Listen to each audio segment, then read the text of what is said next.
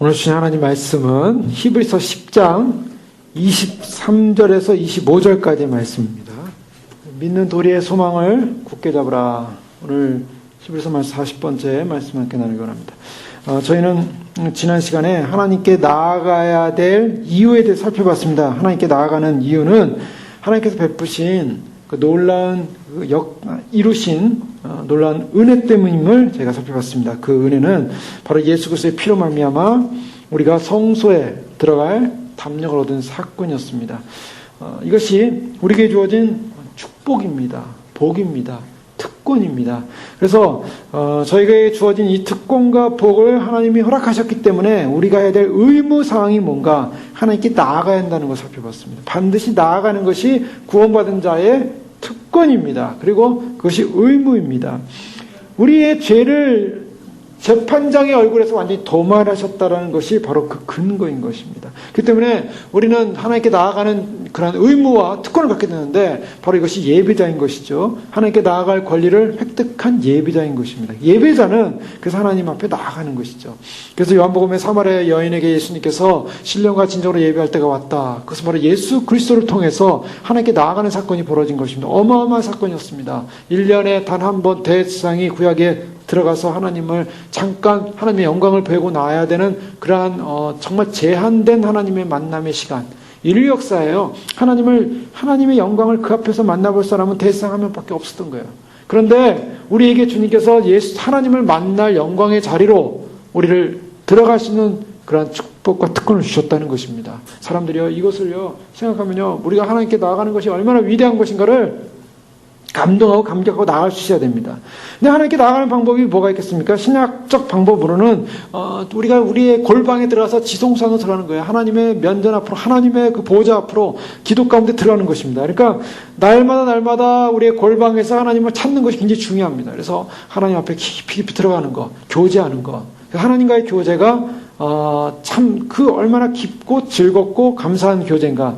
자, 그것을 우리가 순간순간 놓치지 말아야 돼요. 우리가 삶을 살면서 바쁩니다. 여러 가지 일도 해야 됩니다. 여러 가지 해야 될 일들이 있지만, 그러나 순간순간 그러한 하나님 앞으로 나아가는 그 마음의 중심을 놓치지 말아야 되고, 그래서 하나님과 교제해야 되는 것이죠. 자, 그와 같은 것을 놓치지 않는 신앙이야만이 그것이 하나님께서 베푸신 은혜를 잃어버리지 않는 신앙입니다. 그래서 하나님과 교제하지 못하면은 결국 주님과 친밀감이 없는 거죠. 친밀감이 없는 사람은 결국은 믿음에 있어서는 그 성숙함이 없는 것이고, 성숙함이 없다는 것은 주님을 깊이 만날 수 없기 때문에 주님 오시는 날 주님으로부터 너희가 나를 부끄러워하면 나도 너희를 부끄러워하리라. 부끄러워한다는 것이 무엇입니까? 주님을 가까이 하지 못한 것이고, 주님을 자랑하지 못한 것이고, 주님이 기쁜 것이 못된 것이고, 그러니까 주님이라는 이름을 드러내지 못하는 것 자체가 주님 보실 때는 그것은 주님을 부끄러워하는 행위라는 것입니다. 우리가 정말 주님과의 깊은 연관 관계가 있다면 자랑하게 돼 있죠. 주님을 드러내게 돼 있습니다. 주님을 나타내고 주님의 이름을 높이고, 그리고 주님의 또한 오심을 자랑하게 돼 있는 거죠. 그것이 바로 주님과의 관계 속에 있는 자부심입니다. 사람들이요, 자기 자녀들이라든가 주변에 있는 사람들이라든가 뭐가 이렇게 있으면은 그게 자부심스러우면 막 얘기를 해요. 하지 말라고도 얘기해요. 묻지도 않는데 얘기해요. 왜요? 자랑스러우니까. 주님에 대해서는요, 자랑스럽지 못하니까 자랑을 못하는 거예요. 그러니까 우리가 주님과의 관계성 속에서 주님께서 우리에게 주어진 하나님과의 관계가 얼마나 위대한 것이, 이게 상상을 초월하는 일입니다. 그래서 사도 바울은 예수 그리스도를 만나고 나서 예수 그리스도 외에는 어떤 것도 자랑이 없다고 그랬어요. 그러니까 우리가 진정한 그리스도인이 된다면, 거듭난 그리스도인이 된다면 예수 그리스도 외에는 자랑이 없습니다. 오직 내 안에 나오는 언어나 대화나 생각이나 마음의 모든 묵상이 예수 그리스도지 그 이상 더 이상 없는 거예요. 왜요? 그것이 가장 위대한 영광이기 때문에 그것을 발견해야지 영적인 크리스찬, 영적인 거듭남. 바로 예수님께서 니고데모에게 정말 거듭나야 된다. 거듭나지 않으면 하나님 나라 못 들어간다. 바로 우리가 거듭나지 못하면 하나님 나라 못 들어간다고 말씀하신 것이 오늘날 이 시대도 마찬가지입니다. 오늘날 많은 사람들이 교회 다니지만 거듭나지 않았어요. 그 거듭나지 않았기 때문에 내 안에 예수 그리스도로 말미암아 새롭게 태어난 것이 없기 때문에 오직 세상 것으로 충만. 그러니까 교회를 나가나 어디를 가나 예수 그리스도가 아니라 세상이에요. 그러면 그것은 주님과의 관계가 없는 것이죠. 자, 오늘 이 하나님께 나아가는 자의 특권에 관해서 지금 이미 전제로 했고, 그 나아가는 자의 특권에 대한 것만이 아니라 이제는 그 의무에 대해서 얘기했고, 의무만이 아니라 이제 권고입니다. 더 나아간 권고가 23절에 보면 또 약속하신 이는 미쁘시니 우리가 믿는 도리의 소망을 움직이지 말며 굳게 잡으라. 이 권고입니다. 굳게 잡아야 된다. 자, 여기서 은혜의 부요함을 깨달으면, 그 은혜의 부요함을 깨달았기 때문에 그냥 가만히 앉아 있으면은 내가 참으로 이 구원에 이르는 것이냐, 이제 우리가 그런 질문을 던져볼 수가 있습니다. 구원에 이른다는 것이 단지 그냥 하나의 믿음 하나만으로 가능한 것이냐. 히브리서는 그렇게 말하고 있지 않은 걸 우리는 늘 살펴봤습니다. 그래서 어떤 사람은요, 세대주의자들 가운데 극단적인 세대주의자는 이 히브리서 말씀은 유대인에게만 쓰여진 거다. 이건 이방인이나 믿는 사람이 쓰여진 거, 유대인 그리스도인, 유대인 사람들에게 쓰여진 것이다. 또 어떤 경우는 환란기에 이것은 적용된 것이다는 그러한 이상한 거짓 진리를, 거짓 궤변을 말하는 사람들이 있어요. 이거는 유대인에게 쓰여진 것이 아닙니다.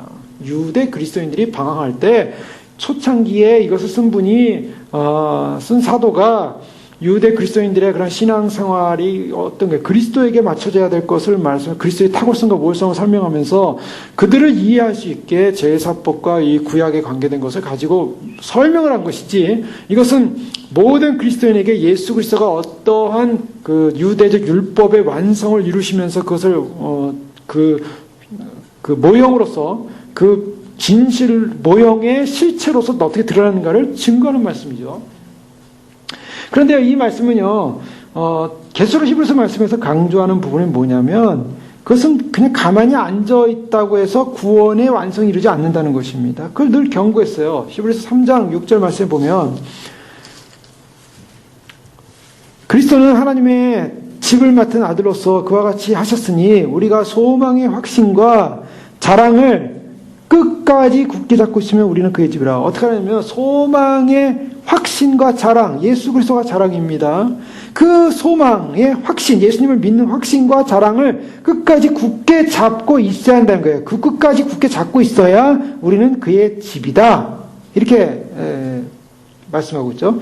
히브리서 4장 11절 말씀에도 그러므로 우리가 저 안식에 들어가기를 뭐 하라고요? 힘쓸지니 이는 누구든지 저 순종하지 않은 봄에 빠지지 않게 하람이라. 힘써야 한다는 것입니다. 그래서 하나님의 말씀은 살아있고 운동력이 있어 자외 낯선 것보다도 예리하여 혼과 골절과 관절과 혼과 염과 관절과 골수를 찔러 쪼기까지 하며 또 마음의 생각과 뜻을 판단하나니, 하나님 앞에 그 말씀으로 말미암아 말씀으로 자신을 확인하고, 그리고 말씀으로 점검받고, 말씀으로 우리의 죄와 우리의 잘못된 것을 다 수술받고, 그래서 열심히 힘써가지고 결국 안식에 들어가야 한다. 이거 말씀하고 있어요. 그러면 히브리서 5장 1절 이하의 말씀에 보면 또 이런 말하고 있어요. 멜기세덱에 관해서 더 깊이 말해야 되는데 설명하기 어려운다 라고 하면서 5장 12절에 보면 때가 오래되었으므로 너희가 마땅히 선생이 되어야 될 터인데 너희가 다시 하나님의 말씀의 초보에 대하여 누구에게나 가르침을 받아야 할 처지니 단단한 음식을 못 먹고 젖이나 먹어야 할 자가 되었도다 라고 하면서 단단한 음식을 먹어서 자라야 될 것을 말하고 있어요. 그래서 6장 2절로 넘어오면 세례들과 안수와 죽은 자의 부활과 영원한 심판에 관한 교훈의 털을 다시 닦지 말고 완전한 대로 나아가라. 완전한 대로 나아가라고 했어요. 성숙해야 된답니다. 도의 초보를 버리고 죽은 행실할 회개함과 하나님께 대한 신앙과 이러한 연약한 초보의 관계에 머물지 말고 교훈의 털을 다시 닦지 말고 완전한 대로 나아가라. 성숙하라. 자, 성경에서는요, 계속적으로 이 히브리서 말씀은 이런 말씀을 강조하고 있어요. 물론 믿는다는 것, 믿는 도리, 여기서 23절에 약속하시는 이는 미쁘신 우리가 믿는 도리의 소망을 움직이는, 믿는 도리, 뭘 믿냐는 거죠? 세상과 육체와 마귀에 속했던 우리가 그 세상과 육체 마귀를 버려버리고 그리스도를 택했다라는 그런 믿음에 대한 고백입니다. 그런 믿음에 대한 고백. 우리가 누굴 택했습니까? 그리스도를 택했어요. 그리스도를 택하는 그 순간에, 그리스도를 택하는 그 순간에 우리 세상, 마귀, 그 다음에 이 악에 대해서, 육체에 대해서 우리가 던졌다는 것입니다. 전환하는 거예요. 그러니까 이것이 분명해야 되는 거죠. 또 자신의 지혜와 자신의 뜻대로 살았던 사람이 이제는 예수 그리스도의 말씀과 진리 앞에 살겠습니다. 예수님의 그 말씀이 바로 이 말씀을 밝혀주는 선지자요, 또 나를 위해서 십자가 못 박혀 돌아가신 제사장이요, 또 나를 통치하시고 다스리는 나의 왕이십니다. 그래서 예수님에 대한 분명한 인식을 통해서 이제는 내가 산 것이 아니라 내 안에 그리스도께서 사신 것입니다 라는 이게 전환이 일어나야 한다는 겁니다. 그래서 이 전환이 일어나는 삶, 이런 삶을 믿음의 도리예요. 이 믿음의 도리를 행하라는 것입니다.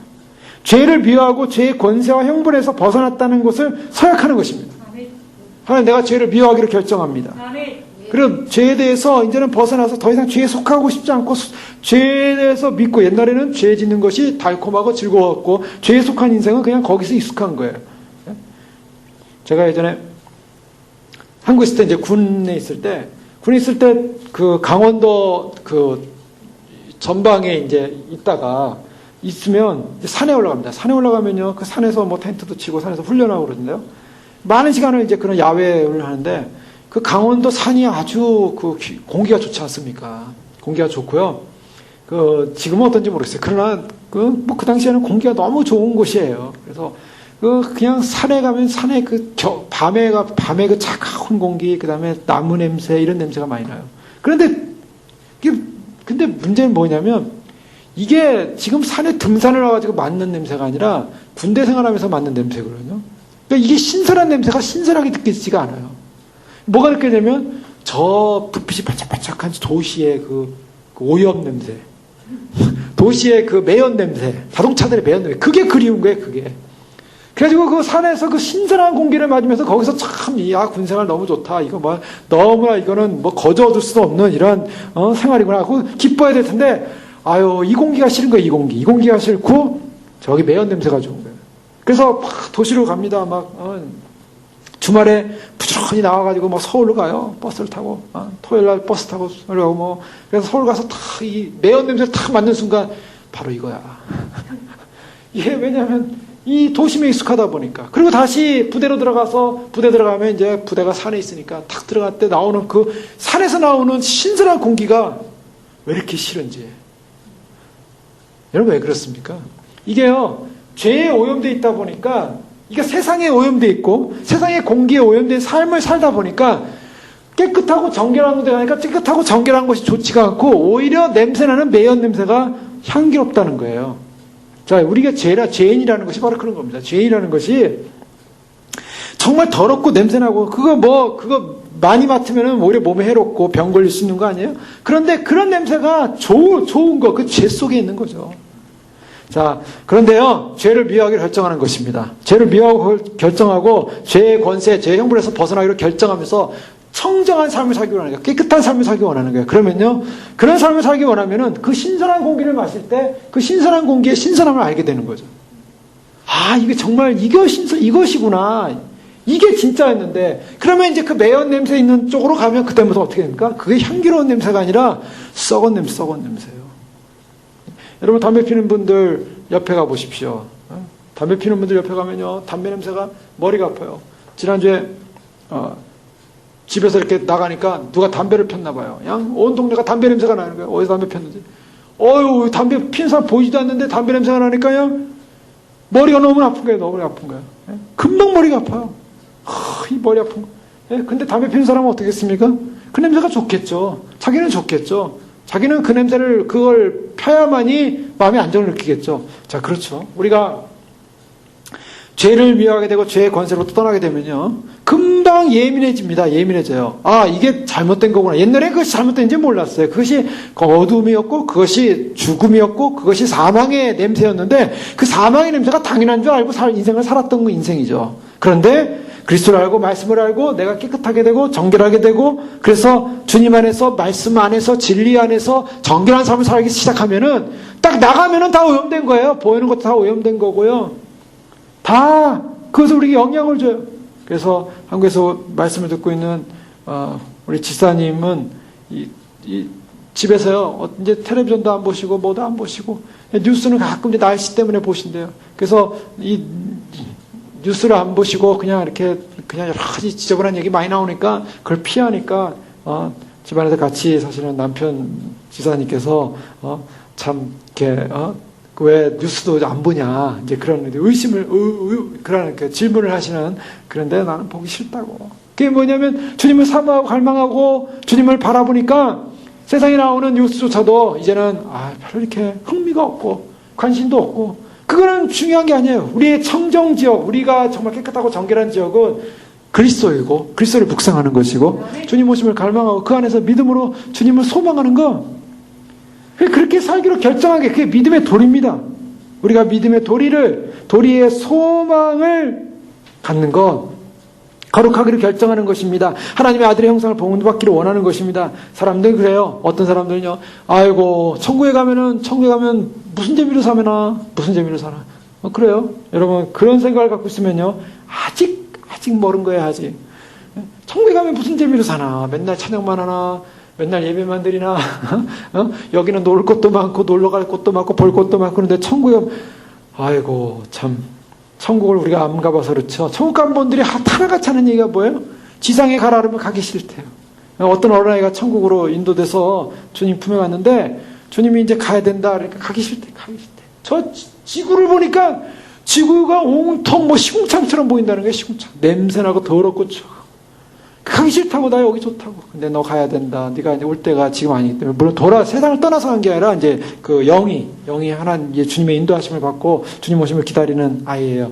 그래서 하나님, 주님이 가서 내가 곧 간다고 알려라고 그런 얘기를 하는데, 천국을 갔다 온 사람들의 동일한 메시지는 뭐냐면 지상 가기 싫다는 거예요. 어린아이도 천국에 가면 노는 것도 있고, 여기보다 더 상상할 수 없는 주님 안에서 평화와 기쁨과 즐거움이 있고, 우리가 주님을 알게 되면요, 주님을 알게 되는 그 기쁨이 위대한 것입니다. 세상 책자를 보는 것보다 하나님 말씀 보는 게 더 즐거운 것이고요. 하나님 말씀을 더 깊이 알아가는 것이 더 기쁜 것이고요. 예전에는요, 하나님 말씀은 눈에 들어오지도 않습니다. 하나님 말씀 보면 어렵습니다. 하나님 말씀 보면 이해가 안 됩니다. 감동이 없습니다. 그냥 세상 영화나 보고, 세상 드라마나 보고, 세상 책이나 보고, 그런 것이 더 좋았어요. 그러나 그건 다 타락되고 오염되어 있는 거예요. 주님의 말씀을 알고 주님의 진리 안에 거하고 주님 안에 거하게 돼서 그걸 보면요, 이거 다 왜 이렇게 다 쓰레기 같은 거냐, 다 쓰레기로 보이는 거죠. 자, 우리가 이 전환된다는 것은요, 바로 이런 의미를 갖고 있어요. 우리가 주님을 알게 되고 정말 진리를 알게 되면요, 진리를 알게 되면 세상 것들이, 그것이 가치관이 정말 저급한 가치관, 형이하학적 아주 저급한, 그래서 도저히 비교할 수 없는 가치관이에요. 그런데요, 세상이 볼 때는 이해가 안 되죠. 세상이 볼 때는 이해가 안 돼요. 주님을 믿는다는 것은 자기를 부인하고 매일같이 자기 십자가를 지고 따르는 것입니다. 자기 십자가를 따르는 것도요, 이것을 주님을 처음 믿었을 때는 자기 십자가 따르는 건 뭐 죽으러 가는 줄 알아요? 죽으러 가는 줄, 진짜. 예? 가기 싫어서 구레네 시몬이 예수님 십자가 지고 갈 때 예수님께서 쓰러지니까 로마 병정이 구레네 시몬을 딱 잡아가지고 십자가를 지게 하지 않았습니까? 그리고 그냥 내가 이거 왜 지고 가는지 모르고 그걸 지고 간 거예요. 무거운 십자가를. 나중에 이제 예수님이 어떤 분이라는 걸 알게 되고, 구레네 시몬은 이제 사도행전을 통해서 그가 크리스찬이 된 것으로 이제 추정이 가능한데요. 어쨌든 왜 지고 가는지, 십자가 무거울 뿐이에요. 예수님 믿게 되면 자기 십자가를 지고 따라와야 된다. 내가 왜 십자가를 지고 가야 되는지 모르고 가는 거예요. 모르고. 그 얼마나 무거운 십자가예요. 그런데요, 주님을 알게 되고 주님이 나를 위해서 돌아가신 그 십자가에 비하면 내가 지는 십자가 무거운 십자가입니까? 가벼운 십자가입니까? 물론 내 개인적으로는 무거울 수도 있어요. 인생 가운데 무거울 수 있어요. 그러나 주님이 진 십자가에 비하면 아무것도 아닌 거예요. 그래서 너희는 나의 멍에를 메고, 나의 멍에는 쉽고 가볍다. 멍에를 메면 죽을 것 같아요. 주님과 함께 살면 죽을 것 같아요. 아니면 거기에 행복이 있고 자유가 있고 승리가 있습니다. 그걸 알아야 돼. 그걸 모르니까 사람들이요, 어디에다 관심을 갖습니까? 나를 안정시켜줄 세상에 관심을 가요. 세상은 안정시키지 않아요. 세상은 배신합니다. 세상은 배신, 결론이 뭐냐면 죽여버려요. 세상의 결론은 죽여요. 세상 하다가 죽여버려요. 그래서 지옥 끌고 가는 거예요. 사람들이요, 그냥 세상 하다가 결국 지옥 끌려갈 때를 바라보고 가는 거예요. 그 세상이 도와줄 줄 알고. 세상에서 날 따라오면은 평화 줄게, 날 따라오면은 행복 줄게, 날 따라오면은 부 줄게, 날 따라오면 안정 줄게, 날 따라오면 너 잘 될 거야, 날 따라오면 따라가 보십시오. 지옥불로 그대로 떨어짐. 어느 날 주님이요, 콜링하는데 자꾸 세상으로 가는 거예요. 그냥 하는 날 순간에 그냥 끝나는 거예요. 영원한 운명. 그 사람들이요, 정말 그리스도 안에, 십자가 안에 있는 것이 얼마나 행복해. 십자가를 지고 가는 것이요. 그래서 주와 같이 길 가는 것 즐거운 일 아닌가. 또 십자가를 지고 가는 것이 기쁜 일이고 즐거운 일이고, 주님과 함께 하는 게 즐거운 일이고 기쁜 길이고, 즐거울 줄 믿습니다. 즐거운 길이에요. 가기 싫어서 가는 길. 이게 아니라 우리 즐겁게 가는 겁니다. 할렐루야. 예? 우리의 삶이 상황이 어렵고 힘들수록 더 기쁜 거예요. 사실 더 기뻐요. 왜요? 주님을 더 소망하니까.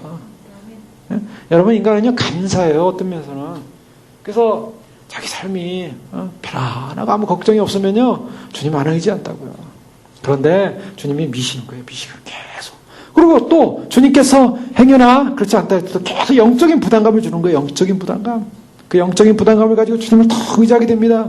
주님을 의지할수록 주님이 외면하시겠습니까? 주님이 기뻐하시겠습니까?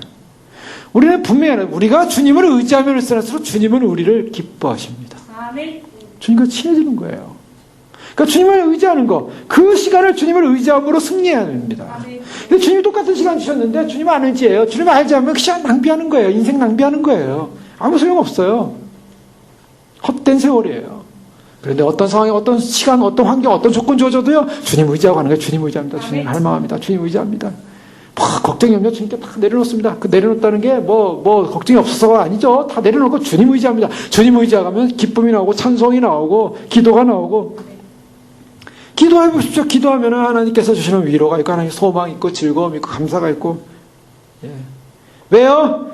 이 사람들 약속하신 이가 미쁘시다는 거예요. 아멘. 우리를 위해 십자가에 돌아가신 예수 그리스도 우리를 구원하겠다는 그 구원의 영광 그거보다 더 위대한 영광 없습니다. 정말. 아멘. 나를 살린 영광보다 더 위대한 거 없어요. 더 큰 문제 없어요. 사람들이요 세상의 것이 다 커 보여요. 근데요 내가 사는 문제만큼 더 중요한 문제 없잖아요. 그 사는 문제 예수님이 해결하셨다고요. 아멘. 사는 문제 해결했어요. 그것도 이 땅에 사는 문제 해결한 게 아니에요. 이 땅에 잘 먹고 잘 살라고 해결되는 거 아니에요. 우리의 죄 문제, 죽음 문제 해결했다고요. 이 땅에 아무리 수십억, 수천억, 수억만, 백만 장자가 돼서 산다 할지라도 그 생명 지옥으로 떨어지면 아무 소용 없는 거 아니겠습니까? 주님이 우리의 생명을 살리시고 구원하시고 우리의 영원한 영생을 주시고 그 소망을 향하여 달려가라 그랬어요. 아멘. 주님이 세상 걱정하면서 머리 싸매고 인생을 살라고 한 적 한 번도 없습니다. 주님만 바라보고 달려가라 그랬어요. 아멘. 주님만 바라보고 달려가라 그랬어요. 그럼 우리가 해야 될 일은요 의무가 있어요. 의무. 우리가 예수님을 믿는 그 다음부터 해야 될 하나님께 나아가는 일을 해야 됩니다. 예배 드리는 일합니다. 그 다음에 주님을 찬양하는 일합니다. 주님께 나아가는 일합니다. 주님을 기뻐하는 일합니다. 고린도서 2장 6절에 그러므로 너희가 그리스도 예수를 주로 받았으니 그 안에서 행하되 그 안에 뿌리를 박으며 세움을 받아 교훈을 받은 대로 믿음에 굳게 서서 감사함을 넘치게 하라. 아멘. 예수를 주로 받았으면 그 안에 뿌리를 내리라는 거예요. 그 안에 예수님이 나의 주님이십니다. 그리고 거기서 세워져 가지고 교훈 받은 대로 믿음에 굳게 서서 감사함 넘치게 하라. 아멘. 우리가 참 이 믿음의 이 소망 이것을 굳게 부여잡고 가는데 이 굳게 잡으라라는 말에는 여러 가지 이제 반어적인 그러한 그 조건이 있죠. 왜 굳게 잡으라고 했을까요? 굳게 안 잡아도 그냥 저절로 가면 굳게 잡을 필요 있을 거 없습니까? 저절로 가는데 뭘 굳게 잡아요? 가만히 있어도 가는데. 이거 굳게 잡아야 돼요. 왜 잡아야 되느냐면 굳게 안 잡으면 떨어지기 때문입니다. 그러면 이걸 떨어뜨리려는 소위 말해서 방해 공작이 있다는 거예요. 우리의 삶에는 떨어뜨리려는 방해 공작이 반드시 옵니다. 믿음 떨어뜨리려는 일이 한두 개가 아니에요. 그 방해 공작이 올 때 소위 말해서 핍박도 올 수 있고 위험도 올 수 있고 또 거짓 선생들의 그러한 현학적 논증 인터넷에 보면요 아주 말도 안 되는 거짓을 유포하는 자들이 많아요. 보면 참 요즘은 인터넷 열려 있어가지고 참 크게 문제예요. 좋은 점도 있지만 나쁜 점도 많아요. 사람들이 미혹돼요. 또 많은 여러 가지 유혹들 그런 것들로 인해 사람들이 방황하는 거예요. 진리를 몰라요. 진리를 모르니까 그냥 괜히 이렇게 그게 진짜 같다 하니까 거기서 괜히 입질하고 들어갔다가 확 그냥 잡힌다고요. 자, 우리가 알고 있는 진리를 분명히 알아야 되고 진리를 분명히 안 상태에서 믿음을 굳건히 붙잡아야 됩니다. 그리고 믿음에 흔들림이 없어야 돼요. 바로 그것이 중요한데요. 믿음을 부인하게 되면 약속하시는 님 미쁘시니 우리가 믿는 도리의 소망을 움직이지 말며 굳게 잡으라는데 굳게 안 잡고서 결국 놓쳐버리면 어떻습니까? 믿음 놓쳐버리면 가장 불행한 사람이에요.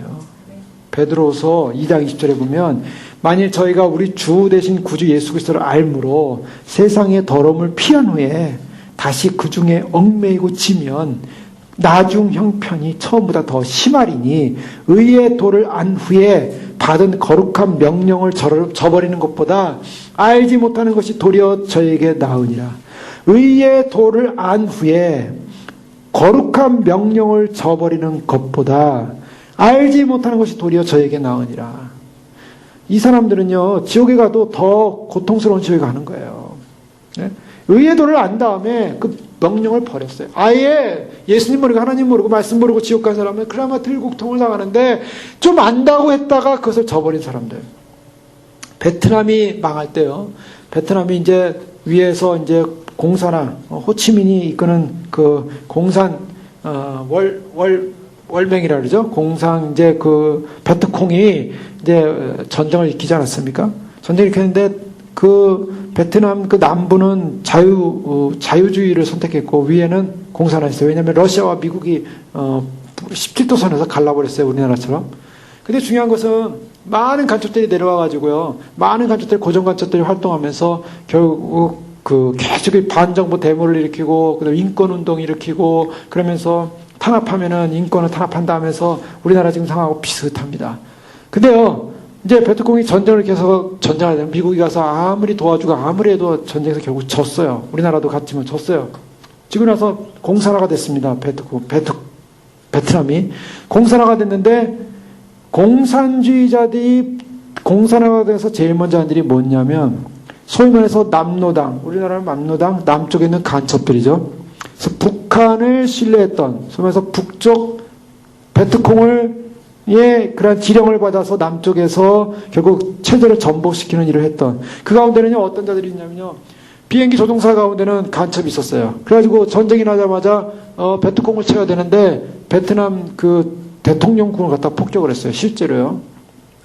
그리고 군대 최고 사령관이 또 대통령 비서가 전부 간첩이었어요. 그러니까 이게 나라가 망하는 거예요. 전부 간첩이 들어왔어요.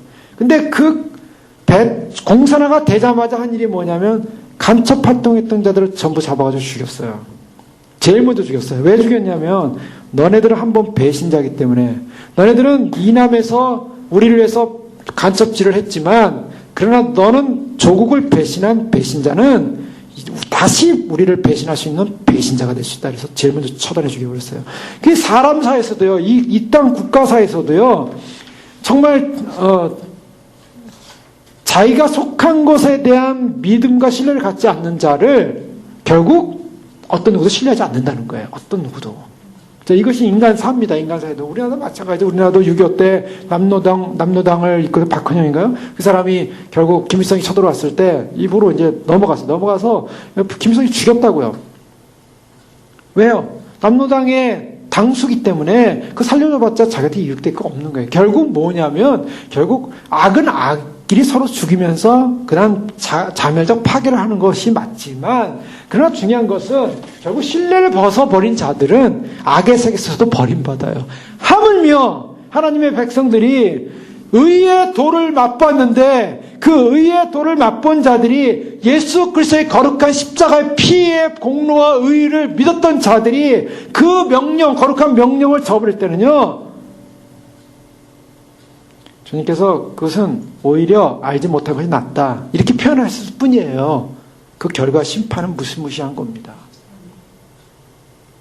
만일 저희가 우리 주 대신 구주 예수 그리스도를 알므로 세상의 더러움을 피한 후에 다시 그 중에 얽매이고 지면 많은 사람들이 예수님 오심을 믿는다고 하면서 믿었다가도요. 또 이제 안 오실려나 보다고 돌아서는 사람들. 불행한 사람들입니다. 불행한 사람들. 믿지 말죠. 왜? 근데요, 믿는 게 이게 뭐 그냥 뭐 때문에 믿고 안 믿고 이런 게 아니에요. 성경을 보세요. 성경에 예수님 오신다 그랬고 예수님이 인자가 올 때 믿음을 인자가 올 때 인자는 오신다고요. 고난받으신 인자는 다시 오신다고요. 아멘. 그 인자가 오시는데 오시는 인자를 기다리라 그랬잖아요. 깨어 기다리라 그랬잖아요. 잠들지 말라 그랬잖아요. 그래서 깨어 기다리다가 인자가 올 때 깨어있는 것을 보면 주님이 얼마나 기뻐하시겠다 그랬어요. 그날이 가까울수록 더욱 그리하자. 그날이 가까울수록 더욱 그리하자. 25절은 모이기를 편한 어떤 사람은 습관과 같지 않으고 오직 권하여 그날이 가까우면서 그날이 가까움을 볼수록 더욱 어떻게 됩니까? 믿음을 견고하게 되는 줄 믿습니다. 믿음을 견고하게 돼요. 굳게 잡아야 됩니다. 그래서 우리는 전쟁을, 철로 역정에 보면 그 아블론이요, 크리스찬과 싸우게 되잖아요. 막 협박하잖아요. 막 어마어마하게 큰 게 그냥 와가지고, 근데 크리스찬이 거의 다 죽을 뻔하다가 결국 칼로서 그냥 용감하게 싸워서 결국 뚫고 나가잖아요.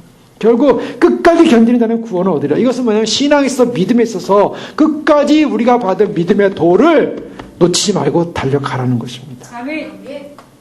그와 같은 믿음이 필요해요. 결국 길을 잃어버린 사람들은요, 믿음을 잃어버린 사람들은 어떠한 신앙 고백을 하든지 그들이 과거에 어떤 체험이 있었든지 어떤 믿음 생활을 했든지 그 사람들이 결론은 하나님의 백성이 아니라는 거예요. 결론은 그래요. 믿음 버린 사람들은요, 결론이 그래요. 그래서 우리가 이 견인교리 같은 거 잘 이해해야 되는데, 견인교리가 뭐냐면, 견인교리를 이용하는 아주 악당들이 많아요. 무슨 말이냐면, 한번 예수 믿으면 구원받는다. 그리고 구원받는 것이 인간이 우리가 열심히 신앙생활 안 하면 구원에 떨어질 수도 있고, 주님 못 만날 수도 있고, 그러니까 그런 협박을 왜 하냐. 이런 식으로. 한번 구원받아 예수 믿으면 구원받는 거다. 성경에 그런 얘기 한 적 없어요. 성경에 보면요, 로마서 8장 13절에 사도 바울이 로마서의 8장은요, 그가 로마서 7장에서 죄로 말미암는 그 죄의 근성 때문에 아주 고민하는 내용이 나오잖아요. 근데 로마서 8장이면 성령의 법에서 해방된 그 자유를 말해요. 그래서 참으로 우리를 정죄할 자 없다, 이제 더 이상 정죄할 자 없다라고 선포한 그때 뭐라고 얘기하냐면, 로마서 8장 13절에 너희가 육신대로 살면 반드시 죽을 것이로되 영으로서 몸의 행실을 죽이면 살리리. 이게 크리스찬한테 하는 얘기라고요. 예수 믿고 육신대로 그러니까 어떤 논리가 형성되냐면요, 예수 한번 믿으면 아무리 죄를 져도 하나님이 견인한다. 하나님이 끝까지 추적해서 구원하실 것이다. 이렇게 얘기를 해놓으니까 예수 믿고서도 대충 살아도 된다고 생각하는 거예요. 대충 살아도. 죄를 허용해버린다고요. 성경은요, 예수 믿고 죄지란 말은 없습니다. 성경 어디 예수 믿고 죄지라 그랬습니까? 죄져도 구원받는다고 어디 얘기하고 있어요? 죄의 삭은 사망이라 그랬어요. 너희가 육신대로 살면 반드시 죽는다.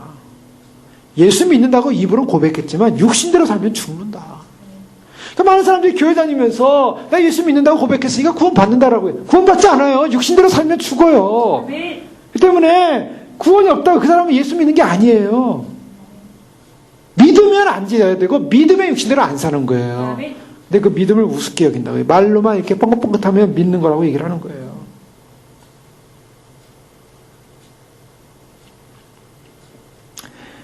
그게 무슨 말이냐면 참 이게 참 문제가 많은데요. 어떤 마치 하나님이 우리에게 건강을 지켜주겠다. 나를 잘 믿게 건강을 지켜주겠다. 하나님이 우리에게 복을 주겠다. 약속하지 않았습니까? 그냥 그것만 받아는 거예요. 하나님이 나를 건강 지켜주겠다. 하나님 나 복 주겠다. 약속 받았어요. 하나님이 복 주시고 건강 주겠다고 약속하셨으니까 어떻게 돼요? 하나님 나 복 줘야 돼요? 안 줘야 돼요? 근데 삶을 살다 보니까 복을 못 받네요. 그러면 하나님 원망은 하나님 복 준다는데 하나님이 왜 나 복 안 줍니까? 건강 지켜준다는데요. 건강 지켜준다는데 하나님 나 건강 지켜주니까 그다음부터 자기가 맘대로 하는 거예요. 맘대로 이거 먹어 저거 먹지 말아야 될 먹고, 심지어는 하나님이 건강 지켜준다고 했으니까 독약도 먹는 거예요. 독약 먹으면 삽니까? 죽습니까? 죽는 거죠. 맘대로 살면 죽는 거예요. 하나님이 지켜준다 그래. 그러면 원망을 하나님께 할 거예요? 하나님이 지켜준다는데 왜 독약 먹는데 나를 죽였습니까? 이렇게 원망할 거예요? 자기가? 그러니까 기계론적인 구원관이라는 건 없습니다. 그러니까 예수 한번 믿으면 무조건 구원, 이게 그렇게 단순한 논리가 아니에요. 결과론적으로 봐야 돼. 결과론적으로. 예수 믿었더니 믿음으로 조금 살았더니 구원이더라. 근데 그걸 중간에 딱 빼고 예수 믿어서 구원. 결과론적으로 볼 때 믿어서 구원이에요. 믿음으로 구원을 받습니다. 근데 믿음으로 구원받는다는 그 믿음은 어떤 환경과 조건 속에서도 주님 뜻대로 사는 삶의 행보가 있는 믿음이 한다는 거예요. 아멘. 그러면 그 행보를 해야만이 믿고 구원받는 거냐? 어떤 사람은 어디 말고 자가지고 계속 장난질 하잖아요. 그걸 해야만이 구원을 받느냐? 해야만이 구원받는 게 아니라 믿음에 행하라고요. 그 간순한 논리를. 사도행전 14장 22절에 제자들의 마음을 굳게 하여 이 믿음에 거하라 권하고 또 우리가 하나님 나라에 들어가는 많은 환난을 겪어야 할 것이라. 뭐라고 말합니까? 마음을 굳게 하여 믿음에 거하라. 왜 믿으면 구원받는데 마음을 굳게 하고 그래요. 믿으면 다 구원받는데. 근데 사도들은 절대로 믿었으니까 편안한 생활, 안정된 생활, 아무 문제 없는 생활, 이렇게 해서 다 천국 갈 거니까 걱정하지 말아라고 한 말이 하나도 없어요. 바울이요 또한 사도행전 11장 23절에 저가 이르러 하나님의 은혜를 보고 기뻐하여 모든 사람에게 굳은 마음으로 주께 붙어 있으라 고나니. 굳은 마음으로 주께 붙어 있으라. 주께 왜 붙어 있으라고 합니까? 뭐냐? 떨어질 수 있기 때문이에요. 주님께 떨어질 수 있기 때문에 이 사도행전 상황에서 그렇게 성령의 역사가 임하고 하나님의 능력의 역사가 임하는데도 주님을 붙잡으라고 말하고 있는 거예요. 또 사도행전 13장 43절에 폐해한 후에 유대인과 유대계에 입교한 경건한 사람들이 많이 바울과 바나바를 쫓으니 두 사도가 더불어 말하고 항상 하나님의 은혜 가운데 있으라. 고난이라.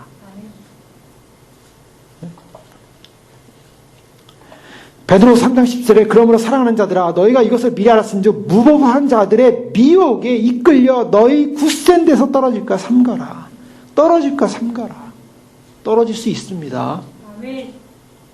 그러니까 우리가 이걸 주님을 향한 믿음이 있다면 그 믿음을 끝까지 포기하지 않고 달려가야 됩니다. 그 고린도전서 10장에서요. 사도 바울이 고린도 교회 성도들한테 뭐라고 얘기하냐면 고린도 교회에 얼마나 많은 은사를 받았습니까? 그래서 많은 성령도 받고 은혜도 받고 또 그래서 막 그 여러 가지 은사 문제가 많이 있지 않았어요? 그런데요. 그 고린도 교회 성도를 향하여 경고하죠. 형제들아 10장 1절에 보면 너희가 알지 못하기를 원하지 아니하노니 우리 조상들이 다 구름 아래에 있고 바다 가운데 지나며 모색에 속하여 다 구름과 바다에서 세례를 받고 다 같은 신령한 음식을 먹었으며 다 같은 신령한 음료를 마셨으니 이는 그들로 따르는 신령한 반석으로부터 마셨으니 곧 반석은 곧 그리스도시라. 이거 뭐냐면 구약적 모세의 사건을 바로 신약으로 가져와서 그들이 한 행위는 다 신앙 안에서 이루어진 사건이었다. 신앙 안에서 은혜를 받았다. 예수 그리스도로 말미암아 신령한 물을 마셨다. 은혜를 경험했다. 이렇게 얘기하는 거예요. 그런데요, 그들이 다수가 하나님이 기뻐하지 아니했는데 광야에서 멸망을 받았다는 거예요. 이게 왜 고린도전서 10장에 이 말을 하냐면 예수 믿고 예수 안에 있었다고 하고 예수 안에 신령한 경험을 경험했다 할지라도 이런 자들은 구원 못 받는다는 거예요. 바울이 그 얘기하는 거예요, 지금. 이걸 왜 고린도전서 얘기하겠습니까? 구약으로 가져가지? 신약이 못하는 이런 얘기할 필요 없어. 다 구원 받는데, 예수 믿으면.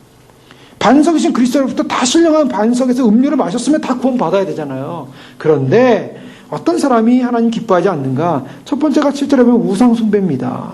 우상숭배하는 자 되지 마라. 또 8절에 보면 음행하다가 3,000명이 죽었다. 또 9절에 보면 하나님 시험했다. 10절에 하나님 원망했다. 자, 이런 사람들 어떻게 됐습니까? 이런 사람들 결국 구원받지 못한다는 거예요. 그래서 한 말씀 보세요. 11절. 그들에게 일어난 이런 일은 본보기가 되고 또한 말세를 만난 우리를 깨우치게 하여 기록되었느니라. 왜요? 깨우치게 해요. 이런 사건이 일어나면 마찬가지다. 그래서 12절에 경고하잖아요. 그런데 선줄로 생각하는 자는 넘어질까 조심하라. 아멘. 조심하라는 거예요. 그러니까 선주로 생각하는 주 안에서 믿고 구원받았다고 하는 사람들이 행여나 우상숭배, 음행, 또 이런 시험, 원망 이런 죄에 빠져서 참으로 돌이키지 못한다면 그러면 구원받기 힘들다. 경고하는 겁니다. 요한계시록 3장 11절에도 보면요. 빌라델피아 교회를 향해서 이 사도 요한이 주님부터 받은 메시지가 뭡니까? 이 빌라델피아 교회는 우리가 잘 아는 휴거의 모델로서 보여주는 그런 교회지 않습니까? 근데 이 교회가 18절에 보면 볼저다 내가 내 앞에 열린 문을 두었으니 능히 닫을 사람이 없으리라. 내가 내 행위를 아노니 내가 작은 능력을 가지고서도 내 말을 지키며 내 이름을 배반하지 아니하였도다. 지키고 배반하지 아니한다는 거예요. 굳게 잡고 있는 거예요. 사탄의 회당 곧 자칭 유대인이라 하나 그렇지 아니하고 거짓말하는 자들 중에 몇을 내게 주어 그들로 와서 내 앞에서 절하게 하고 내가 너를 사랑하는 줄을 알게 하리라.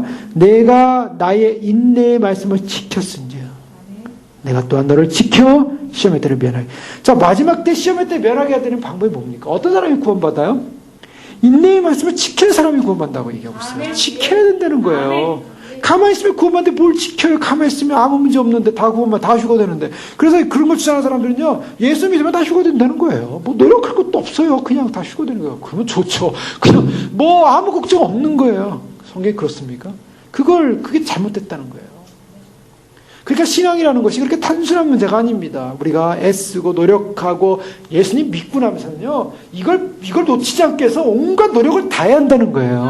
그래 힘써야 되는 거예요. 그럼 기도라는 거 생각해보세요. 기도도요, 가만히 있으면 기도가 됩니까?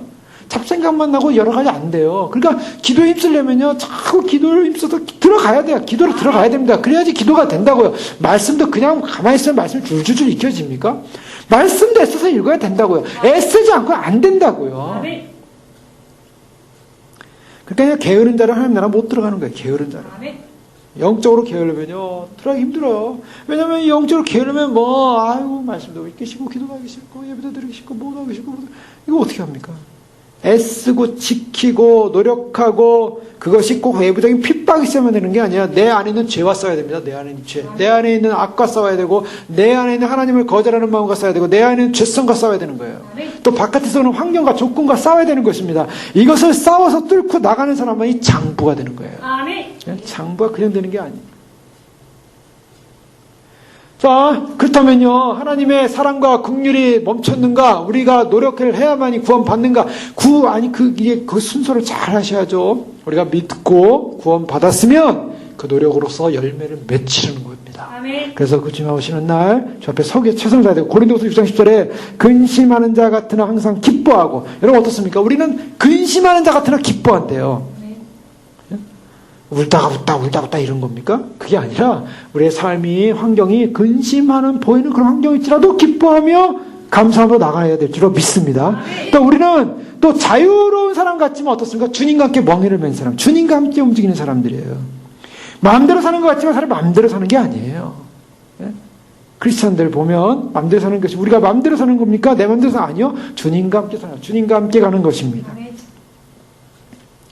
그래서 주님께서 우리에게 말씀하신 이 말씀 참으로 삼가 지키라, 삼가 이것을 굳게 붙잡으라, 또 약속하시니 믿으시니 우리가 믿는 돌의 소망을 움직이지 말며 굳게 잡고 서로 돌아봐 사랑과 선행을 격려하며, 이것은 이제 믿는 자가 행해야 되는 그러한 삶의 선행입니다. 주님께서 우리에게 계명을 쫓아 행하는 삶이 뭐냐? 그래서 우리가 계명을 주님을 쫓아 살려면은 모이기를 편 어떤 주님의 날이 가까울수록 우리가 서로 돌아보고 사랑과 선행, 선행이 뭡니까? 사랑 선행이 뭐예요? 사랑 선행이 무조건 잘해주는 게 사랑 선행이 아니에요. 그리스도 안에서 권고해주고 그리스도 안에서 세워주고 그리스도 안의 말씀과 진리대로 걸어갈 수 있도록 하는 것, 그것이 사랑의 권면이고 선행입니다. 그리스도 없이 그냥 맘대로 놀러가자, 맘대로 우리 즐기자, 맘대로 해피하자, 그거는 의미가 없어요. 주님이 오신 날을 바라볼수록 우리가 함께 모이자, 함께 기도하자, 함께 섬기자, 함께 세워나가자, 함께 죄의 오심을 증거하자, 전파하자, 이래서 함께 사랑과 선행을 격려하는 것입니다. 그러므로 말미암아 우리가 믿는 구원이라는 것, 믿음의 이 고백이라는 것이 결국 우리의 삶 속에서 이렇게 우리가 행함으로 말미암아 우리의 믿음을 드러내고 또 우리의 믿음적 그런 축복과 특권을, 이 엄청난 특권을 우리가 의무로서 행하는 삶, 하나님께 나아갈 뿐만 아니라 우리가 굳게 붙잡아야 되고 우리가 또한 행해야 되고 살아야 되고 권면하고 나가야 될 줄로 믿습니다. 아멘. 주님 오신 날까지 승리하는 저 여러분 되시길 주의 이름으로 축원합니다. 기도하겠습니다. 이 시간 기도할 때 그렇습니다. 우리가 참으로 굳게 붙잡으라는 이 명령 속에는 참으로 많은 적들이 있기 때문에 이 명령을 한 줄로 믿습니다.